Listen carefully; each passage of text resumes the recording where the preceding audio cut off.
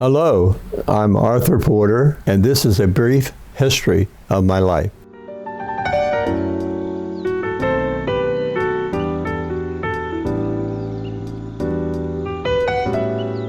I was born in Brunswick, Maryland. This was right in the middle of the Depression. Prosperity is just around the corner, say the hopeful headlines. But around the corners wind the lengthening bread lines. And it wasn't until 1938 that my father bought a home in Knoxville, Maryland for $600. This house had been a schoolhouse, and my grandmother went to school there around 1900. Once my father bought the home, he converted it into 10 rooms, and we lived there until around 1993. Our life in Knoxville, Maryland during that period was very, very simple. For the most part, we didn't have an automobile, and we didn't have a bathroom until I was 14 years old. We had chickens and hogs, and my mother would bake cakes and things like that to sell. My first 3 years in school were in Knoxville, where we had 4 grades with 1 teacher and one classroom. I failed the first grade and later went to Brunswick to complete my secondary and high school. I ended up being vice president of the school. When I was very young, I got jobs helping neighbors cut grass, do things like that. I first had a paper route when I was 12 years old, and at age 16, I fibbed about my age and got a job as projectionist at the Imperial Theater in Brunswick, Maryland. The worst job I ever had during that period was to work at the Frederick Corn Factory. They paid 75 cents an hour. It was always hot because it occurred in July, and they would tell you to come to work at 8 o'clock in the morning, but if the corn didn't arrive until noon, you didn't get paid. It was the worst job I ever had. So all this occurred, while we were in high school. After I went to the University of Maryland in 1953. There were no college loans or grants in those days that were available to me, so I had to largely work my way through college. So it actually took 5 years. First, I started out in engineering, and due to my problems with math, I switched to business and accounting and graduated with a BA in accounting. Most of my life at college was hard work. Fortunately, my family was very helpful while I was in college. My mother sold cakes and pies and things like that. My dad helped me out most of the time. I worked on the railroad during the summertime. Back in around 1958, they still had the drafts. All America alters its pattern of life and work to meet the demand for protection. If you didn't volunteer for the military, you would eventually be drafted. So I volunteered in order to get a better assignment, and since I had graduated with a business accounting degree, they sent me to ROTC Finance in Fort Benning, Georgia. During that period, as soon as I was over basic training, I got together with a friend and we formed a little business where we did laundry business for a lot of the executives, and so I made some extra money. And at that time, I met my first boyfriend, and we became boyfriends until he was shipped out to Germany. I got out of the military in 1960. I began to seek out work. A friend of mine worked at WMAL TV, Channel 7, in Washington. I interviewed there and got the job as production assistant. Within a few months, I was editing film and doing things like that, and very soon I was assigned to ABC TV when they would have a film shoot at the White House. That occurred during the period when Kennedy was president. We make this judgment affirmatively. It will be an entire nation, for all of us must work to put him there. And at times we would do press conferences, but often we would do something outside the White House. Working at the White House at first was very scary because while I was gay, I wasn't very much out, so I didn't worry about the security clearance too much. And my sister Rita worked at the CIA at the time, So I had some concern that I had to be very careful, but I did get the clearance and a White House pass. The first time there, I found it very exciting, but for the most part, we were in what they call the West Wing, which is about where the president's office is. And at that time, they had the press office was there, which was only about 50 feet from the Oval Office. During that period, Kennedy was president, and while you got to meet people, like shake their hands, you really didn't get to know them. That lasted for a few months or so, and then I went back to New York to be associate producer for ABC Sunday Night Movies, and then after that, they asked me to go back to Washington, D.C. again as director of business affairs. And by that time, Lyndon Johnson was president. I enjoyed that period much more. LBJ seemed to be much more accessible. He would come to the press room almost every day and would be very talkative and very interested in the press. I enjoyed that more than I did when Kennedy was president. My first long-term boyfriend was Joseph Carroll. I met him on October 14th, 1964, and it lasted exactly 25 years until he died on October 14th, 1991 of AIDS. Joe was a very, very good person. My family loved him, and he will forever be in my heart. When the 1950s, I didn't really consider myself gay, even though I had relations from time to time with some of my neighbors and friends. But it wasn't until I went in the Army, which was in 1960, that I became aware of the Army's ban on gay people, and they would kick you out if they became aware you were gay. And at one point, I was traveling with some gay people in the military, and the CID asked me if I would take a lie detector test to prove that I wasn't homosexual. I took the test because I didn't think I was, and I passed. So I got out of the military, went to work for Channel 7, where I was more and more in contact with gay people, some in the closet, but very few out. And when I got a White House pass, I was really concerned that the FBI or Secret Service would figure out who I was. So I was very, very careful. Then by the time I got to New York, and I had a roommate that was a press agent for Broadway shows, things like that, everything became more and more open. And so I felt more and more comfortable during that period. I was not out to my family during that period, but obviously they knew, I had Joe as a boyfriend during that period. It was something that people just didn't talk about.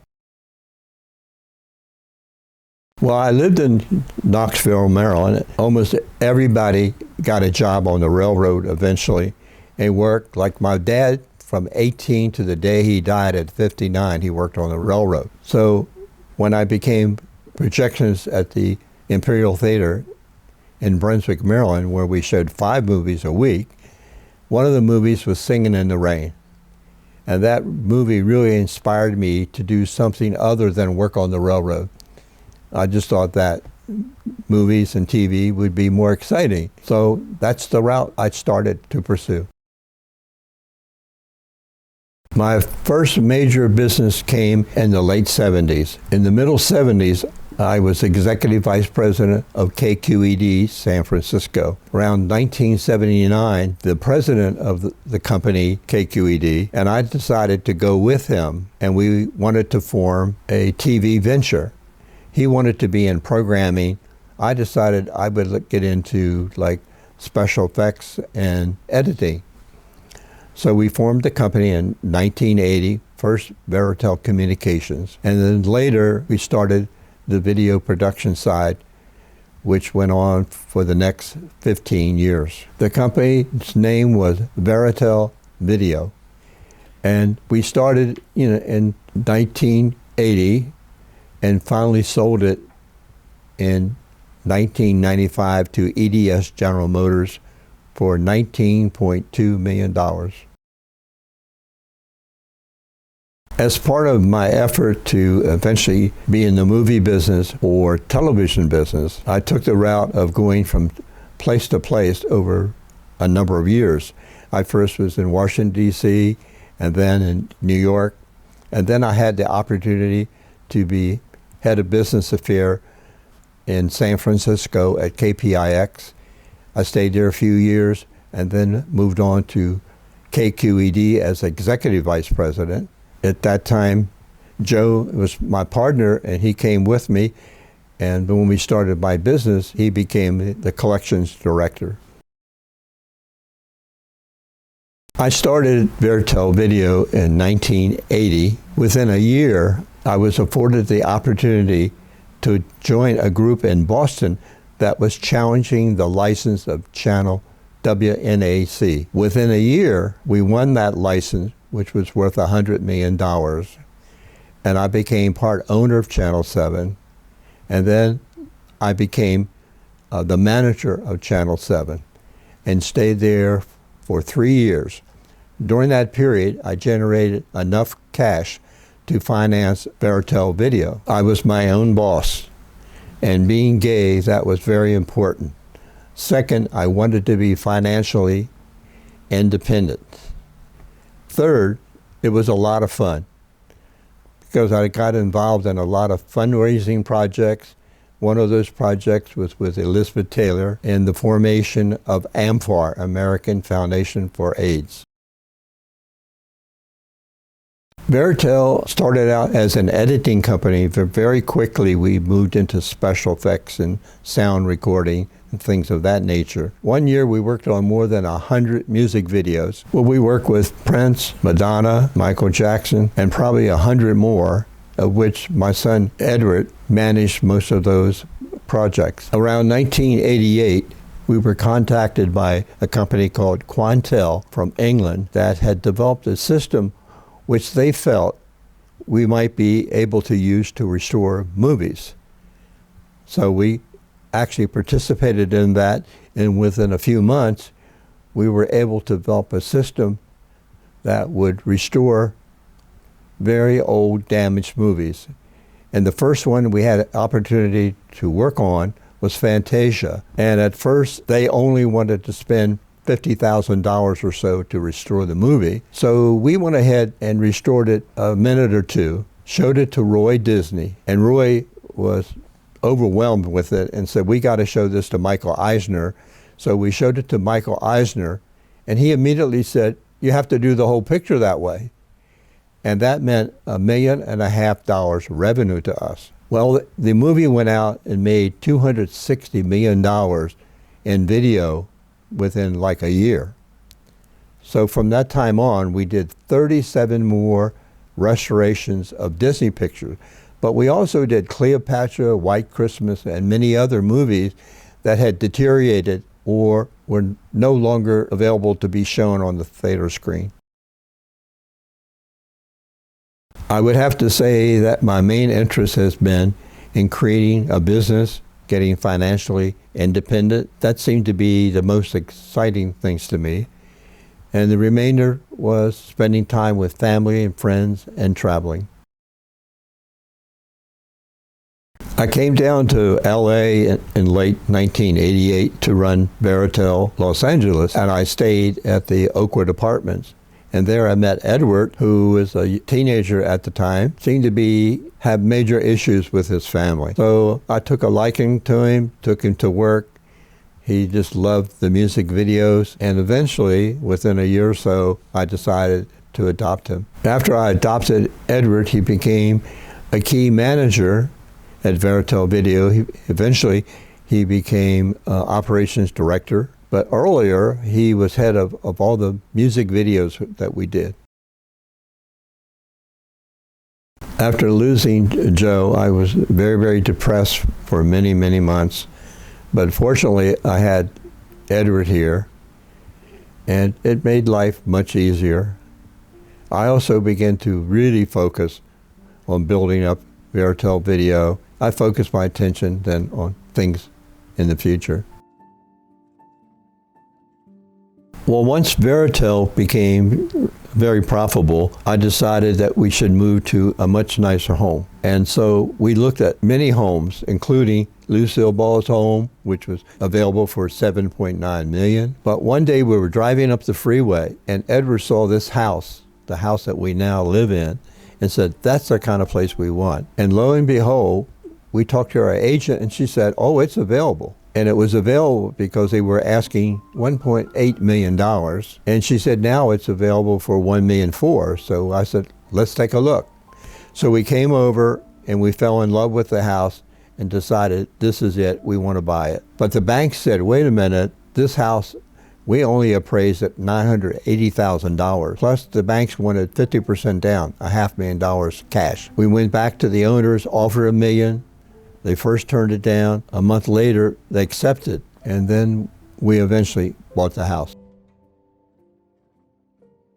Well, the most important folks in my life have been my parents and my sisters. But by the time I got into business and went to New York, and my first roommate, Richard Patel, was a press agent for Broadway shows and movies, and he introduced me to a lot of icons that I wanted to meet, including people like Judy Garland and Rock Hudson, people like that. Then I met Joseph Carroll in 1964, and that lasted till his death in 1991. Then Edward was adopted by me in 1991. Then Pedro entered my life in 2001, and then it was Danny Lopez in 2002. So basically those 5 men and my family were the most important factors in my life. I met Danny here in Hollywood in 2002, and within a year or so he moved in. Eventually we got married in September 26, 2020, and I would have to say it's been the happiest 18 years of my life. I would say that I've had a wonderful life. I'm so fortunate to have great parents, and I still have great family. I've had wonderful boyfriends. I had a great deal of success in business. So overall, I would say a wonderful life. I have very few regrets. I would like to be remembered as a caring and generous person. That's about it. Well, I'll be brief. Thank you for sharing your lives with me. We mostly had a great time.